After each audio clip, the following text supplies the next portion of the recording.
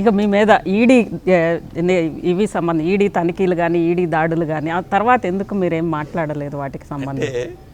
ఎవరైతే అవాక్కులు చవాక్కులు పేలుతున్నారో ఇన్ని వందల కోట్లు ఇన్ని వేల కోట్లు జరిగినాయి, అసలు డబ్బులు లెక్క పెట్టడానికే వందలాది మిషన్లు తీసుకుపోయారు అని చెప్పేవాళ్ళు ఎవరైతే పట్టుకున్నారో అని అంటున్నారో వాళ్ళకు సంబంధించిన పార్టీ రేత్రి 12 1 గంటప్పుడు పోయి వాళ్ళ చుట్టూ తిరిగి వస్తావు కదా, వాళ్ళని అడిగితే చెప్తారు కదా నా దగ్గర ఎన్ని వందల కోట్లు దొరికినాయో.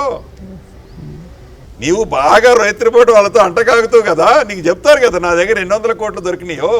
నిజంగా డబ్బులు దొరికితే నేను కాంగ్రెస్ పార్టీలో ఉండి మా నాయకుడు రాహుల్ గాంధీ ప్రధాన ప్రతిపక్ష నాయకుడిగా ప్రతిరోజు కేంద్ర ప్రభుత్వాన్ని ఎండగడుతుంటే నా దగ్గర నిజంగా డబ్బు దొరికితే ఇప్పటికి నన్ను ఎండగట్టకుండా ఉంటారు వాళ్ళు.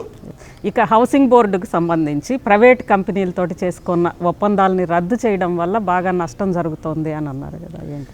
ఏదైతే ఆనాడు దివంగత నేత రాజశేఖర రెడ్డి గారి టైంలో 21 కంపెనీలు ప్రభుత్వాలకు సంబంధించిన వ్యవస్థలతో అగ్రిమెంట్ చేసుకొని ఉంటే సుమారు ఒక 14-15 కంపెనీలు గత ప్రభుత్వంలో వాళ్ళకున్న అగ్రిమెంట్లన్నీ ఫైనలైజేషన్ సెటిల్మెంట్ చేసి క్లోజ్ చేసుకున్నాయి.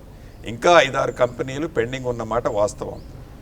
ఆనాటి ప్రభుత్వము క్యాబినెట్ సబ్ కమిటీ వేసి క్యాబినెట్ సబ్ కమిటీ తీసుకున్న నిర్ణయాన్ని ఈ 5-6 కంపెనీలు డ్రాగాన్ చేస్తూ ప్రభుత్వానికి కట్టాల్సింది ₹1 కూడా వాళ్ళు కట్టడం లేదు. సాగదీస్తూ ఉన్నప్పుడు చేసేది ఏమీ లేక అది పేదోడు సొమ్ము కాబట్టి రికవరీ చేయాలి కాబట్టి తప్పకుండా వాటిని చర్యలు చేపట్టే కార్యక్రమాన్ని చేపట్టామే తప్ప ఏ వ్యక్తులను దృష్టిలో పెట్టుకోనో ఏదో ఇబ్బంది పెట్టాలనో ఈ ప్రభుత్వం యొక్క ఉద్దేశం కాదు.